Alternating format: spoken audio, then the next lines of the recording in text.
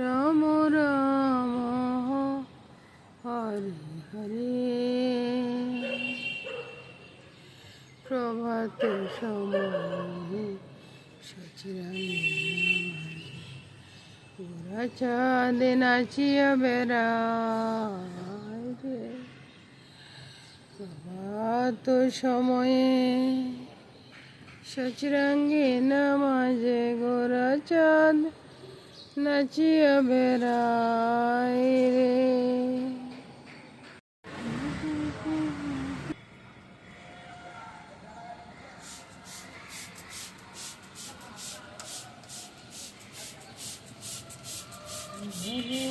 ভোজি ময়ে সন্ধ্যা সকালে মন প্রাণ দেয়াহারে ওরাইয়া গেল মোর সাদের জরম আপন করে দোষের এই না ভবের মাঝারে শালো পাখি মোর কোলকে উড়িবে শালো পাখি মোর কোলকে উড়িবে ছাড়িয়া সকলে দাও দেখা দয়া করে। মামনি মামনি আমার একটা আলু দিয়ে যেত বাবা,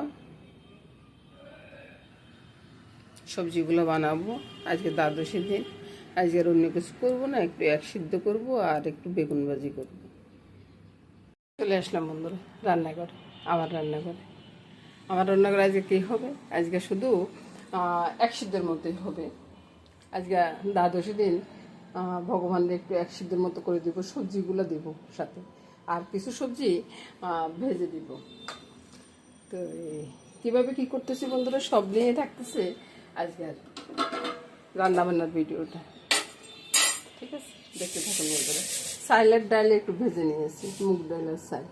তো সেটা কিভাবে আমি এক সিদ্ধটা বানাবো, আপনারা তো মনে করেন যে এক সিদ্ধ বানিয়েছে যায় সাইলের আলু সিদ্ধ করা, এটাই তো না রে ভাই, এটা নয়। তা আমি মনে করি যে আমি কীভাবে বানাই, আমি ওইটাও বানাই না যে তা না, ওইটাও বানাই। কীভাবে বানাই সব পুরো ভিডিওটা দেখুন, দেখে তারপরে যদি আপনাদের ইচ্ছা করে আর কি লাইক কমেন্টস করুন।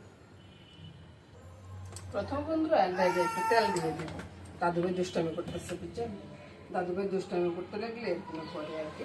তেলটা একবারে বেশি বাড়াবাড়ি দিব না, কারণ বেগুন আর কোমর ভাজি করতে অতটা তেল লাগবে না, বুঝতেছি। তা আমি এখান থেকে কোমর আর এর ভিতরে একটু নুন দিয়ে দিচ্ছি, বুঝছেন? নুন আর একটু হলুদ।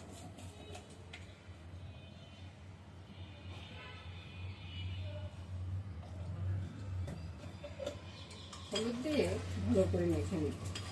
ওই যে কোমর আর সাথে আবার অন্য তরকারিও আছে। আমি আর ওই যে বাসন টাসন বেশি ইয়া করলাম না আর কি। আর আমি ভিডিওটা ইয়ে করতেছি না, যে সরাসরি আপনাদেরকে দেখাচ্ছি। বেগুনটা দিয়ে দিলাম, এগুলো বাজি হয়ে যায়। তারপরে ছাইল ডালটা দিয়ে নিই, এটাকে ছাইল ডালটা দিয়ে নিই। এই মিষ্টিগুলো কালকেই বানাইছি, বুঝছেন? কালকে মিষ্টিগুলো নিয়ে তারপর আমি ড্যাগে গরম জল বসিয়ে দেবো। এই যে এক ড্যাগ ভর্তি হয়ে গেছে, বুঝছেন? তো এগুলো নিয়ে ঠাকুর করে রাখি আসি। এটা আমার প্রতিদিনের গোপালের ভোগের জন্য আর কি। এইটা বন্ধুরা ভাজি টুজি হয়ে যাচ্ছে, আর এদিক দিয়ে আমি আম কাঁঠাল ভগবানের জন্য এগুলো নিয়ে নিচ্ছি, বুঝছেন?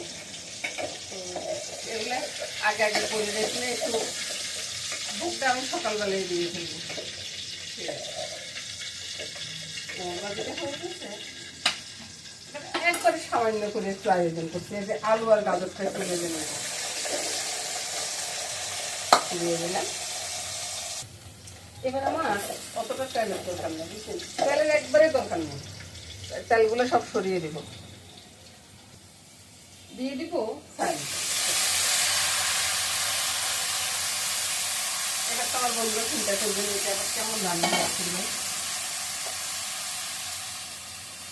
পরিমাণ মতনই নুনটা দিব, কম বেশি যেন না হয়।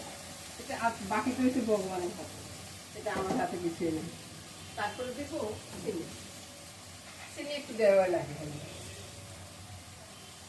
কম বেশি চিনি একটু দেওয়া লাগে।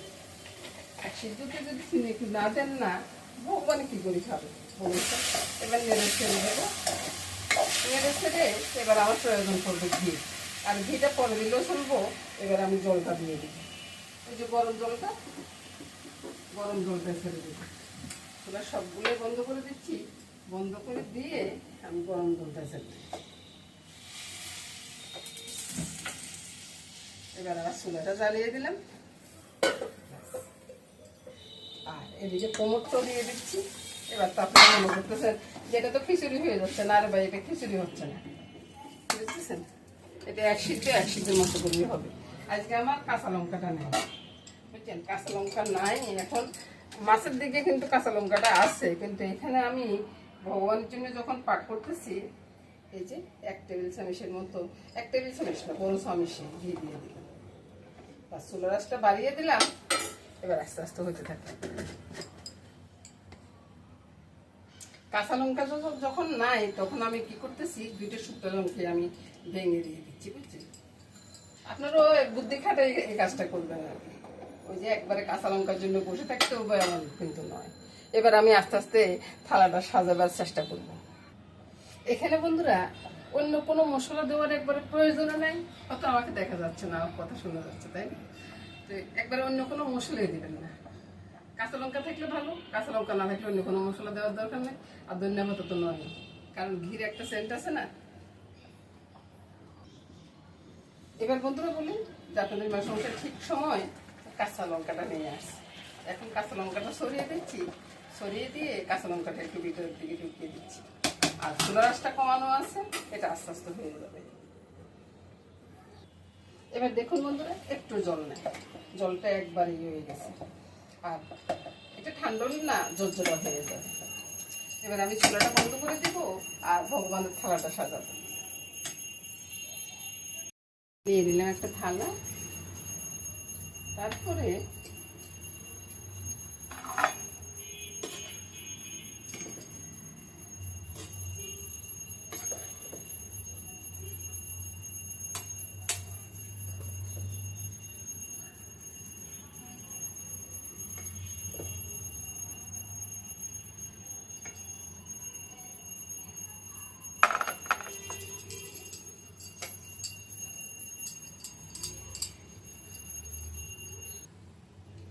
দিয়ে দিলাম 2টা সরষে, একটা লেবু, তারপরে 2টা কাঁচা লঙ্কা, তারপরে একে একে ভাজিগুলো।